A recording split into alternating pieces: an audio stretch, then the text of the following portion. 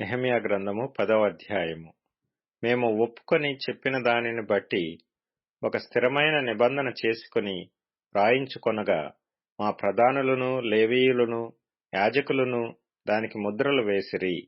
దానికి ముద్రలు వేసిన వారెవరనగా, అధికారియగు హకల్యా కుమారుడైన నెహెమ్యా, సిద్కియా, శెరాయా, అజర్యా, ఇర్మియా, పషూరు, అమర్యా, మల్కీయా, హట్టూషు, షబన్యా, మల్లూకు, హారీము, మెరేమోతు, ఓబద్యా, దానియేలు, గిన్నెతోను, బారూకు, మెషుల్లాము, అబీయా, మియామీను, మయజ్యా, బిల్గయు, షమయా వీరందరును యాజకులుగా ఉండువారు. లేవీయులు ఎవరనగా, అజన్యా కుమారుడైన యేషూవ, హేనాదాదు కుమారులైన బిన్నూయు, కద్మీయేలు, వారి సహోదరులైన షబన్యా, హోదీయా, కెలీటా, పెలాయా, హానాను, మీకా, రెహోబు, హషబ్యా, జక్కూరు, షేరెబ్యా, షబన్యా, హోదీయా, బానీ, బెనీను అనువారు.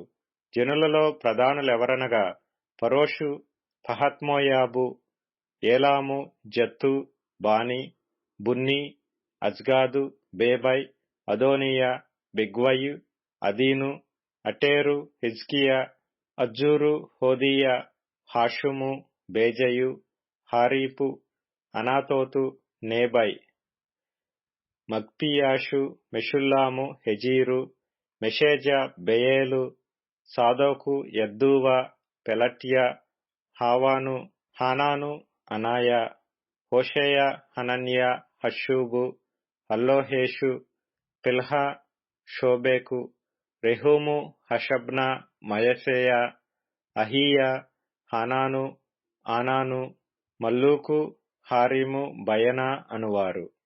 అయితే జనులలో మిగిలిన వారు, అనగా దేవుని ధర్మశాస్త్రమునకు విధేయులగునట్లు దేశపు జనులలో ఉండకుండా తమను తాము వేరుపరుచుకొనిన యాజకులు, లేవీయులు, ద్వారపాలకులు, గాయకులు, నెతీనీయులు అందరును దేవుని దాసుడైన మోషే ద్వారా నియమించబడిన దేవుని ధర్మశాస్త్రము అనుసరించి నడుచుకొనుచు మన ప్రభువైన యెహోవా నిబంధనలను, కట్టడలను ఆచరించుదమని శపథము పూని ప్రమాణము చేయుటకు కూడిరి.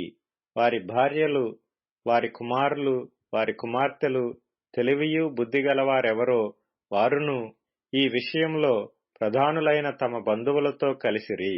మరియు మేము దేశపు జనులకు మా కుమార్తెలను ఇయ్యకయు, వారి కుమార్తెలను మా కుమారులకు పుచ్చుకొనకయు నుందుమనియు, దేశపు జనులు విశ్రాంతి దినమందు అమ్మకపు వస్తువులనే గాని, భోజన పదార్థములనే గాని అమ్ముటకు తెచ్చిన ఎడల, విశ్రాంతి దినమున గాని, పరిశుద్ధ దినములలో గాని వాటిని కొనకుందుమనియు, 7వ సంవత్సరమున విడిచిపెట్టి ఆ సంవత్సరములో బాకీదారుల బాకీలు వదిలివేయుదుమనియు నిర్ణయించుకొంటిమి.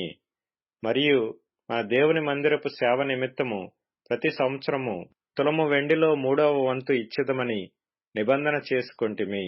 సవరింపబడిన రొట్టె విషయములోను, నిత్య నైవేద్యము విషయములోను, నిత్యము అర్పించు దహన బలి విషయములోను, విశ్రాంతి దినముల విషయములోను, అమావాస్యల విషయములోను, నిర్ణయింపబడిన పండుగల విషయములోను, ప్రతిష్ఠితములైన వస్తువుల విషయములోను, ఇశ్రాయేలీలకు ప్రాయశ్చిత్తము కలుగుటకైన పాపపరిహారార్థ బలుల విషయములోను, మన దేవుని మందిరపు పని అంతటి విషయంలోను అలాగుననే నిర్ణయించుకొంటిమి. మరియు మా పితరుల ఇంటి మర్యాద ప్రకారము ప్రతి సంవత్సరమును నిర్ణయించుకొనిన కాలములలో ధర్మశాస్త్ర గ్రంథమందు వ్రాసియున్నట్టు మా దేవుడైన యెహోవా బలిపీఠము మీద దహింపచేయుటకు యాజకులలోను, లేవీయులలోను, జనులలోను కట్టెల అర్పణమును మా దేవుని మందిరములోనికి ఎవరు తేవలనో వారును చీట్లు వేసుకొని నిర్ణయించుకొంటిమి. మరియు మా భూమి యొక్క ప్రథమ ఫలములను, సకల వృక్షముల ప్రథమ ఫలములను ప్రతి సంవత్సరము ప్రభువు మందిరమునకు మేము తీసుకొని వచ్చినట్లుగా నిర్ణయించుకొంటిమి.